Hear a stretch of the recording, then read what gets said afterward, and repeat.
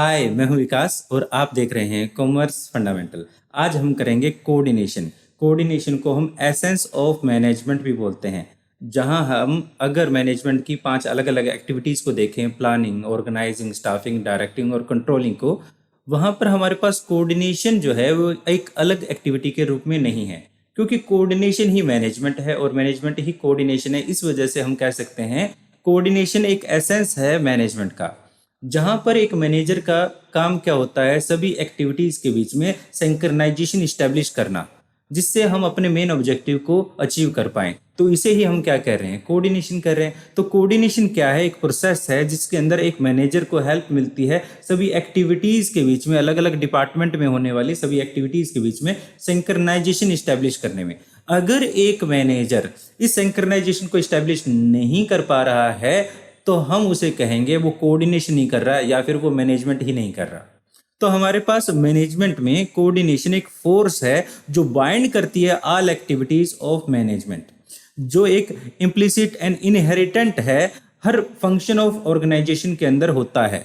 All the function of organisation में हमारे पास कोऑर्डिनेशन होता ही होता है। It provide required amount of quality, timing, sequence of effort which ensure that जो हमारा प्लान ऑब्जेक्टिव है उसको हम मिनिमम कन्फ्लिक्ट के साथ अचीव कर पाएं।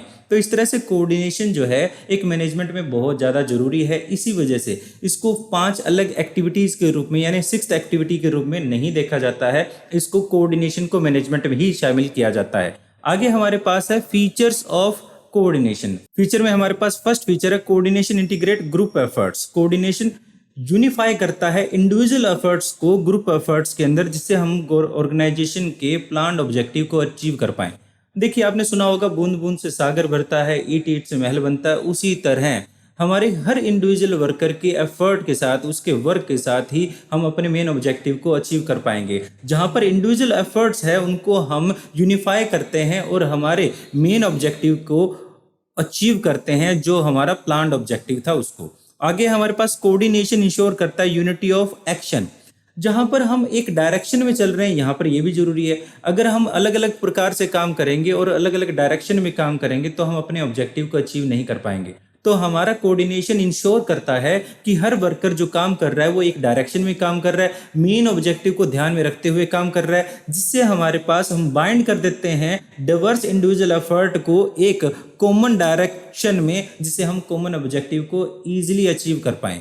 आगे है coordination is a continue process. जिस तरह से हमारे पास प्लानिंग, ऑर्गेनाइजिंग और बाकी सभी एक्टिविटी, कंट्रोलिंग भी कंटिन्यू प्रोसेस थी, इसी तरह कोऑर्डिनेशन भी हमारे डेली का वर्क है।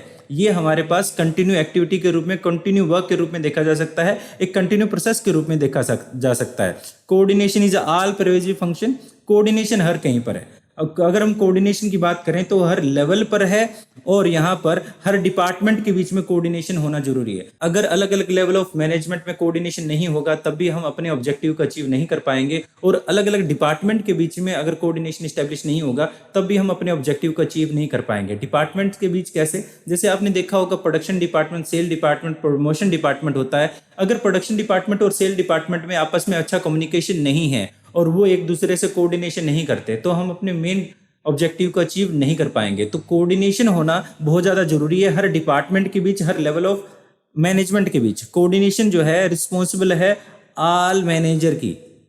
कोऑर्डिनेशन जो है इस्टेब्लिश मैनेजर द्वारा किया जाता है। अगर कोऑर्डिनेशन मैनेजर अचीव नहीं कर पा रहा है वर्क के बीच में, अपनी एक्टिविटीज़ के बीच में, वर्कर के बीच में कोऑर्डिनेशन इस्टेब्लिश नहीं है, तो वो मैनेजर फेल मैनेजर कहलाएगा। क्योंकि कोऑर्डिनेशन इस्टेब्लिश करना मैनेजर की रिस्पॉन्सिबिलिटी है। The responsibility of establish coordination is worker to organisation is shared among all the 3 level of management, top level, middle level और लोअर लेवल, जिससे वो क्या कर पाएं, हमारे मेन ऑब्जेक्टिव को अचीव कर पाएं और एक्टिविटीज के बीच में सिंक्रोनाइजेशन इस्टेब्लिश कर पाएं। तो आगे हमारे पास है कोऑर्डिनेशन एक डेलिब्रेशन फंक्शन है। अगर कोऑर्डिनेशन आप मानते हो कि अपने आप से विश कर रहे हो कि हम अपने आप से कोऑर्डिनेशन इस्टेब्लिश हो जाए, तो ऐसा नहीं होगा। इसके लिए आपको लगातार एफर्ट करने की जरूरत है कि जो एक्टिविटीज है और अलग अलग डिपार्टमेंट है, इंडिविजुअल के बीच में सिंक्रोनाइजेशन इस्टेब्लिश हो पाए।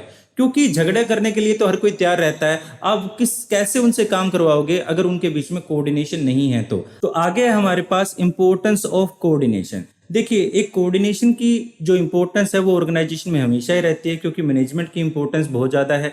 इस प्रकार कोऑर्डिनेशन की इम्पोर्टेंस और ज़्यादा बढ़ जाती है अगर यहाँ पर कुछ एक्टिविटीज़ हो, जैसे एक ऑर्गेनाइजेशन का साइज बड़ा हो। जैसे जैसे ऑर्गेनाइजेशन का साइज बड़ा होगा, वहाँ नंबर ऑफ एम्प्लॉयज़ जो हैं वो ज़्यादा बढ़ते जाएंगे। ज़्यादा नंबर ऑफ एम्प्लॉयज़ बढ़ने से बीच में कोऑर्डिनेशन इस्टेब्लिश करना और ज़्यादा जरूरी हो जाता है। काम के बीच में नंबर ऑफ पीपल जो होंगे बढ़ेंगे, तो वहाँ पर कॉमन ऑब्जेक्टिव को अचीव करने के लिए वहाँ कोऑर्डिनेशन की रिक्वायरमेंट और ज़्यादा बढ़ जाएगी। तो हम कह सकते हैं growth of the organisation is accomplished by the increasing number of employees, thereby there necessities great need of the coordination in order to synchronize the work and large number of employed toward realisation of common objective. Common objective को achieve करने के लिए हमें बहुत ज़्यादा जरूरी है कि हम यहाँ पर कोऑर्डिनेशन इस्टेब्लिश करें, जहाँ पर लोग बहुत ज़्यादा हैं, हमारे पास नंबर ऑफ एम्प्लॉयज़ बहुत ज़्यादा है। दूसरा है हमारे पास फंक्शनल डिफरेंशिएशन। अब देखिए, फंक्शनल डिफरेंशिएशन की बात करें, जहाँ पर एक ऑर्गेनाइजेशन एक से ज़्यादा प्रकार का काम करती है, फंक्शनल डिफरेंशिएशन करती है, जहाँ पर डिवीजन ऑफ वर्क है, डिपार्टमेंट है, यूनिट्स हमने क्रिएट कर रखी है। तो एक ऑर्गेनाइजेशन में डिपार्टमेंट टू डिपार्टमेंट हमें कोऑर्डिनेशन इस्टेब्लिश करना बहुत ज़्यादा जरूरी है। तो हम देखिए यहाँ पर क्या है, द फंक्शनल डिफरेंशिएशन होगा तो हमारे पास एविडेंट और work of the present organisation with in the work of division divided into the number of division department unit in the absence of coordination, तो हम अपने मेन ऑब्जेक्टिव को कभी अचीव ही नहीं कर पाएंगे। तो यहाँ पर इस वजह से भी जरूरी है। थर्ड हमारे पास है स्पेशलाइजेशन। देखिए, जहाँ पर एक से ज्यादा टाइप के एक्सपर्ट्स होंगे, स्पेशलाइज्ड होंगे, वहां पर कन्फ्लिक्ट होना बहुत ज्यादा आम है, क्योंकि हर कोई अपने आप में माहिर है, कोई भी किसी की नहीं सुनना चाहता।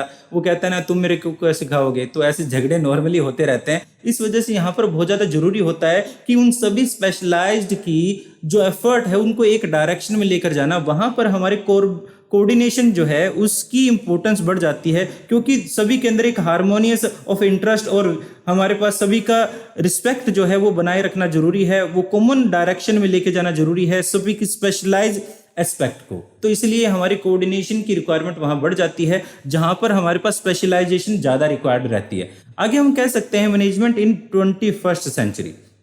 देखिए, जहां पर अगर हम देखें 21st सेंचुरी में इवैल्यूएशन हो रहा है न्यू मैनेजमेंट का, जहां पर हमारे पास एक ऑर्गेनाइजेशन को रैपिडली चेंज होते हुए external and internal business environment को मीट करना, मीन्स उसको बनाए रखना, अपने आप को बनाए रखना बहुत ज़्यादा जरूरी हो गया है, क्योंकि हमारा एनवायरनमेंट जो है, एक्सटर्नल एनवायरनमेंट और इंटरनल एनवायरनमेंट दोनों ही बदल रहे हैं। ऐसे में 21st सेंचुरी के अंदर एक ऑर्गेनाइजेशन के ऊपर बड़ा भार है। इसमें यहाँ पर वो न्यू मैनेजमेंट प्रैक्टिस जो है वो करने की कोशिश करती है और तरह तरह से अपने ऑब्जेक्टिव को अचीव करती है, जिससे वो लोकल लेवल पर और ग्लोबल लेवल पर अपने ऑर्गेनाइजेशन के मेन ऑब्जेक्टिव को अचीव कर पाए।